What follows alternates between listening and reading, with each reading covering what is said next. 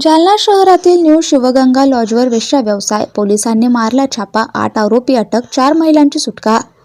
जालना शहरातील बसस्टँड रोडवरील न्यू शिवगंगा लॉजमध्ये सुरू असलेल्या वेश्या व्यवसायावर अनैतिक मानवी वाहतूक प्रतिबंधक कक्षाच्या पथकानं छापा टाकून 8 पुरुष आरोपींना ताब्यात घेतले असून 4 पीडित महिलांची सुटका करण्यात आली आहे। बुधवार दिनांक 10 डिसेंबर 2025 रोजी दुपारी 12:30 वाजता मिळालेल्या माहितीनुसार गुप्त माहितीच्या आधारे ही कारवाई करण्यात आली।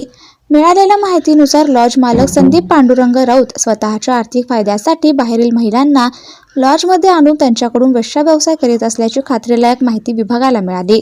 त्यानंतर पोलीस अधीक्षकांच्या मार्गदर्शनाखाली स्थायी गुन्हे शाखेचे पोलीस निरीक्षक पंकज जाधव यांच्या नेतृत्वाखाली पथकानं छापा टाकला।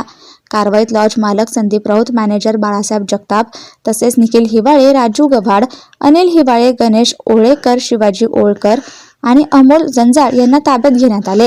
त्यांच्या ताब्यातून 1,01,270 रुपयांची रोकड मुद्देमाल म्हणून जप्त करण्यात आली। 4 महिलांना या व्यवसायातून मुक्त करून आवश्यक काळजी आणि पुनर्वसनासाठी नेण्यात आलं।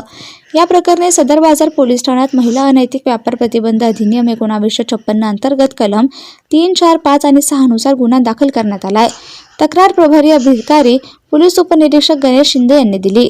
या कारवाईत अप्पर पोलीस अधीक्षक आयुष नोपाने, उपविभागीय पोलीस अधिकारी अनंत कुलकर्णी, पोलीस निरीक्षक पंकज जाधव यांच्या मार्गदर्शनाखाली पोलीस उपनिरीक्षक गणेश शिंदे, पोलीस उपनिरीक्षक Ravi Joshi, police head constable Krishna Dethe, महिला अंमलदार संगीता चव्हाण, पुष्पा खरटमल, आरती साबळे, रेणुका राठोड तसेच पोलीस अंमलदार संजय कुलकर्णी यांचा सहभाग होता।